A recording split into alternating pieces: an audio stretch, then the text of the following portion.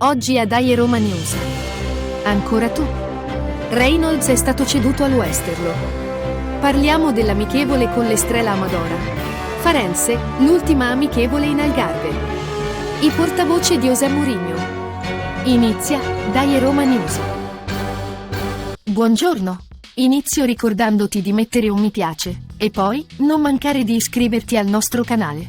Dai Roma News è pubblicata ogni martedì. Ecco le nostre notizie sulla Roma. Iniziamo la nostra edizione con Cuoco e tu, Roma, figlia mea.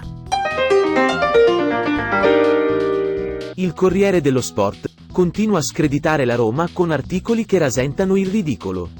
Dopo aver scritto di Dybala, che si sarebbe trasferito al Chelsea, ecco che il giornale si butta su Mourinho e la sua presunta rabbia nei confronti della società e di Pinto. Il 31 luglio il giornale titola in prima pagina: Roma, Mourinho furioso. L'articolo a firma del giornalista Roberto Maida, al suo interno riporta: Mourinho furioso per il mercato, non è contento della rosa e vuole Morata. Dietro i malumori dello Special One l'immobilismo sul mercato e il rapporto difficile con Pinto. I Friedkin non hanno ancora offerto il rinnovo né a José né al DS.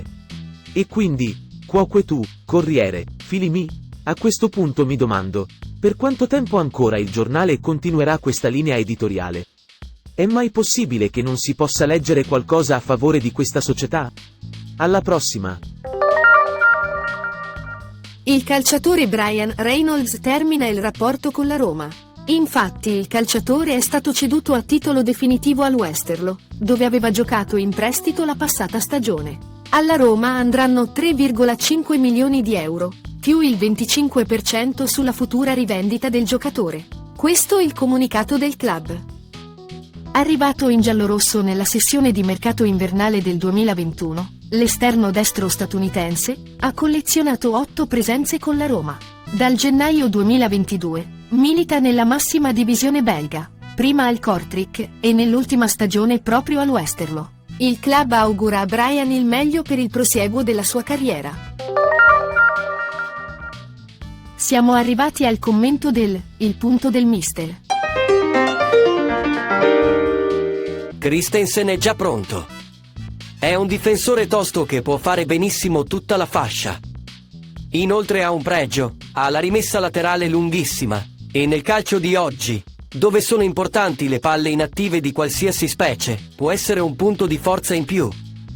Aouar non mi sembra ancora al top, ma è normale, perché per entrare nei meccanismi del centrocampo ci vuole più tempo. E comunque ha disputato un secondo tempo migliore del primo.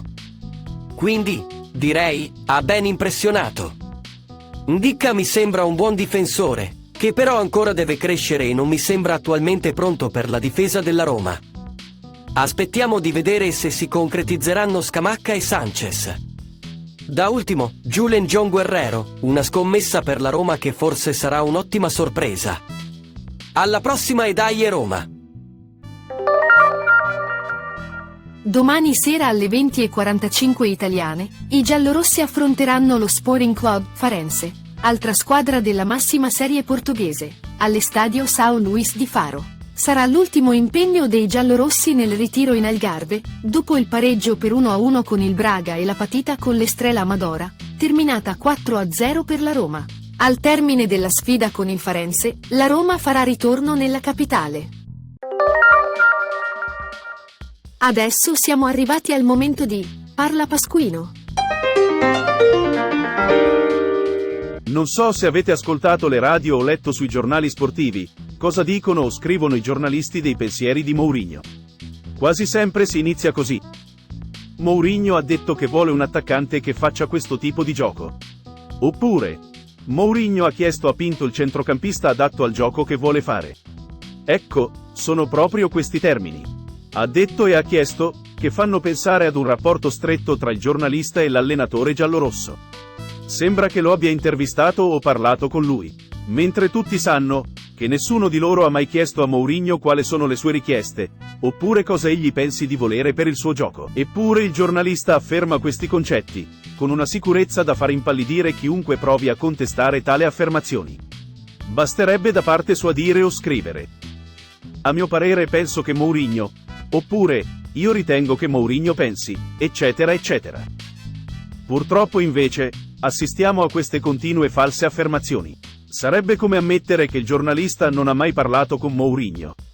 Sarebbe ammettere che il giornalista non ha i suoi contatti all'interno della società che lo tengono informato di quello che accade, sminuendo la sua figura professionale. Questi signori si ergono a portavoce di Mourinho, senza ammettere di essere solo dei portavoce di essi stessi. E con ciò, ho detto tutto.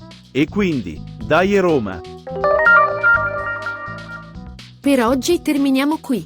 Se ti è piaciuta la trasmissione metti un mi piace. Ricorda di seguire le nostre notizie, iscrivendoti al nostro canale. Per riascoltarci, noi pubblichiamo ogni martedì. Ci vediamo alla prossima edizione di Dai Roma News.